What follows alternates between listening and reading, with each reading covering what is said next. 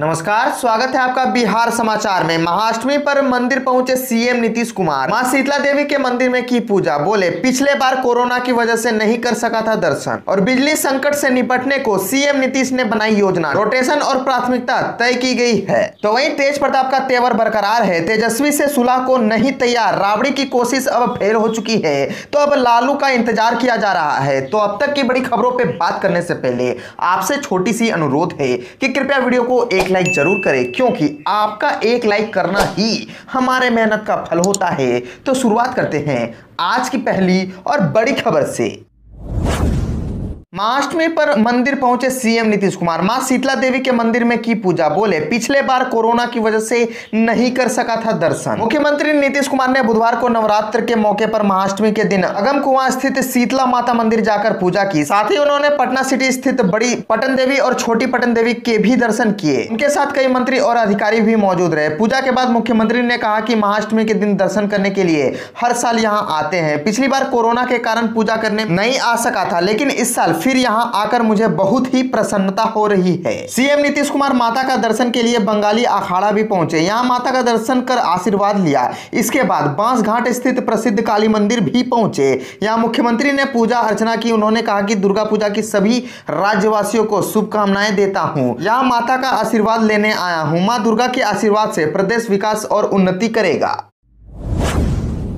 बिजली संकट से निपटने को सीएम नीतीश ने बनाई योजना। रोटेशन और प्राथमिकता तय। राज्य में कायम बिजली संकट को देखते हुए कंपनी ने रोटेशन प्लान पर अमल शुरू कर दिया है। कंपनी ने इंजीनियरों को कहा है कि वह प्राथमिकता के आधार पर बिजली आपूर्ति सुनिश्चित करे, लेकिन यह भी सुनिश्चित करे कि शहर के साथ ग्रामीण इलाकों में भी कम से कम 15 घंटे बिजली आपूर्ति हो। इसके लिए ग्रामीण फीडर को क्रमवार तरीके से बिजली आपूर्ति करने के लिए कहा गया है। कंपनी अधिकारियों के अनुसार बिजली का मौजूदा संकट अभी लंबा खींचने के आसार हैं। अगले कुछ दिनों तक इस संकट से कायम होते देख कंपनी ने इंजीनियरों को कहा है कि वह रोटेशन प्लान पर अमल करे। कंपनी का रोटेशन प्लान पहले से ही तय है। इस संकट काल को देखते हुए कंपनी ने तय किया है कि सबसे पहले औद्योगिक प्रक्षेत्र को जरूरत के अनुसार बिजली दी जाए, ताकि राज्य के औद्योगिक उत्पादन कोई असर ना हो। इसके बाद राजधानी सहित सूबे के प्रमुख शहरों, जिलों, मुख्यालयों में बिजली आपूर्ति सुनिश्चित की जाए। आपातकाल सेवा में जुड़े अस्पतालों आदि की बिजली भी आपूर्ति की प्राथमिकता के आधार पर दी जाए। इसके बाद अनुमंडल व प्रखंड मुख्यालय को बिजली दी जाएगी। फीडर केवल ग्रामीण इलाकों से जुड़े होंगे। उसके क्रमवार तरीके से बिजली आपूर्ति रोटेशन के आधार पर दी जाएगी।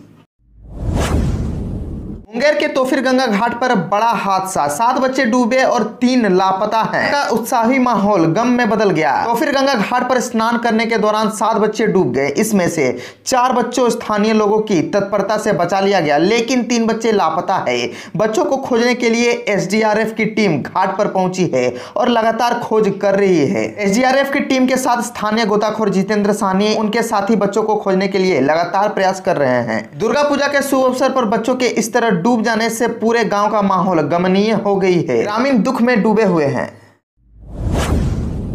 तेज प्रताप का तेवर बरकरार दिख रहा है। तो तेजस्वी से सुलह को नहीं है तैयार और राबड़ी की कोशिश अब फेल हो चुकी है। अब लालू का इंतजार हो रहा है। दरअसल लालू परिवार में दोनों भाइयों के बीच सियासी विरासत का घमासान लगातार गहराता जा रहा है। तेज प्रताप यादव परिवार व पार्टी में अपना जो महत्व चाहते हैं वह उन्हें मिलता ही दिख रहा है। इससे उनकी नाराजगी बढ़ती जा रही है। इस विवाद को सुलझाने के सारे प्रयास अभी तक निरर्थक साबित हुए हैं। यहाँ तक कि मां राबड़ी देवी के प्रयास भी कामयाब होते नहीं दिख रहे हैं। तेज प्रताप राष्ट्रीय जनता दल के अंकुश और परिवार के बंधन को मानने को तैयार नहीं है। अब 20 अक्टूबर को लालू प्रसाद यादव के पटना आने का इंतजार है। माना जा रहा है कि पटना पर वे ही इस विवाद को सुलझाने का कोई फॉर्मूला निकाल सकते हैं। इससे पार्टी व परिवारों को बड़ी राहत मिलेगी। दिल्ली में मीसा भारती के सरकारी आवास पर रहकर 16 तरह की बीमारियों से लड़ रहे लालू के सामने पार्टी और परिवार की हिफाजत की बड़ी चुनौती है। जनता दल से अलग होकर करीब 24 वर्ष पहले 1997 में बनाई गई पार्टी को बचाने के लिए योग्य उत्तराधिकारी की तलाश में उन्होंने 2015 में विधानसभा चुनाव के पहले छोटे पुत्र तेजस्वी यादव को आगे किया। लालू का यह फैसला उनके बड़े पुत्र तेज प्रताप को रास नहीं आ रहा है। प्रारंभ में 4-5 वर्ष तो वह चुप रहे, लेकिन अब स्वयं को दूसरा लालू बताकर विरासत पर कब्जा की कोशिश में हैं। बिहार से जुड़े पाक आतंकी की तार, पुलिस मुख्यालय ने एटीएस को दिया दिल्ली पुलिस के संपर्क में रहने का निर्देश। पाक आतंकी मोहम्मद अशरफ के तार बिहार से जुड़ने के बाद पुलिस सतर्क हो गई है। बिहार पुलिस ने जांच में दिल्ली पुलिस को हर संभव सहयोग देने के लिए कदम उठाया है। पुलिस मुख्यालय ने जांच में मदद के लिए एटीएस को दिल्ली पुलिस से संपर्क में रहने का निर्देश भी दिया है। बताया जाता है कि एटीएस के अधिकारी दिल्ली पुलिस से बात कर रहे हैं। दिल्ली पुलिस की स्पेशल सेल ने सोमवार को लक्ष्मी नगर इलाके में पाकिस्तानी आतंकी मोहम्मद अशरफ उर्फ अली मोहम्मद नूरी को गिरफ्तार किया था। उसकी निशानदेही पर AK-47 हैंड ग्रेनेड, पिस्टल और गोलियां भी बरामद हुई है। आतंकी के पास से पासपोर्ट समेत अन्य दस्तावेज भी मिले हैं। बताया जाता है कि पहचान से संबंधित एक दस्तावेज बिहार के किशनगंज का है। जांच एजेंसियां यह पता लगाने में जुटी हुई है कि दस्तावेजों सही है या फिर फर्जी तरीके से बनाए गए हैं। डीजी मुख्यालय JS गंगवार ने कहा कि आतंकी की गिरफ्तारी दिल्ली पुलिस द्वारा की गई है। आतंकी के पास से क्या कुछ मिले हैं और उसका देश के अन्य जगहों से क्या ताल्लुक है, इसकी जांच भी दिल्ली पुलिस कर रही है। बिहार पुलिस दिल्ली पुलिस को जांच में हर संभव मदद मुहैया कराएगी। बिहार एटीएस को दिल्ली पुलिस से संपर्क में रहने के निर्देश दिए गए हैं। एटीएस के अफसर संपर्क में है। जेपी पेंशन बढ़ाने से कांग्रेस को ऐतराज, बंद करने की उठाई मांग। तर्क, गरीबों असहायों की पेंशन बढ़ाने को रुपए नहीं, यह तो बंदर बांट। बिहार सरकार ने जेपी सेनानियों को मिलने वाली पेंशन की राशि बढ़ाने का ऐलान किया है। वहीं कांग्रेस ने इसे सरकारी धन का दुरुपयोग बताया है। कांग्रेस ने पार्षद प्रेमचंद्र मिश्रा ने कहा, इस योजना को जल्द से जल्द खत्म कर देना चाहिए। यह कांग्रेस सरकार के विरुद्ध चलाया गया राजनीतिक महत्वाकांक्षा से प्रेरित एक आंदोलन था। इसमें भाग लेने या जेल गए राजनीतिक कार्यकर्ताओं को हजारों रुपए बतौर पेंशन देना, सरकारी खजाने को अपने समर्थकों में बांटना न सिर्फ धन का दुरुपयोग बल्कि गलत परंपरा भी है।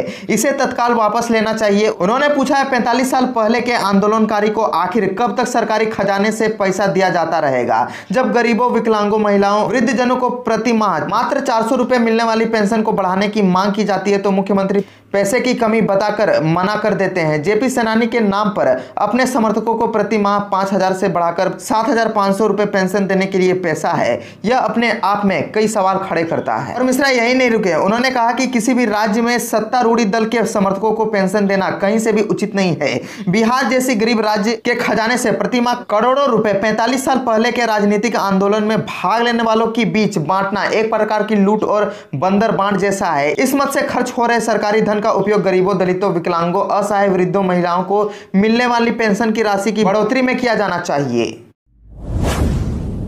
तेज प्रताप को कमरे में किया गया बंद। ओसामा की बारात में शामिल होने गए थे सिवान के दिव्यांगत पूर्व सांसद मोहम्मद शहाबुद्दीन के बेटे ओसामा साहब बुधवार की देर शाम दुल्हन अयास सभी की विदाई के लिए बारात लेकर जीरादेही के चंदपाली गांव गए। इसके पहले उनका निकाह सोमवार को ही हो चुका था। निकाह में लालू प्रसाद यादव के छोटे बेटे तेजस्वी यादव शामिल थे तो विदाई की बारात में उनके बड़े बेटे तेज प्रताप यादव ने शिरकत की। तेज प्रताप सीधे दुल्हन के चांदपाली गाँव पहुंचे, जहाँ भीड़ इतनी हो गई कि उन्हें एक कमरे में बंद करना पड़ गया। दुल्हन लाने की इस रस्म को लेकर ओसामा के पैतृक गांव सिवान के प्रतापपुर से लेकर दुल्हन के गांव जीरादेही के चांदपाली तक जश्न का माहौल दिखा।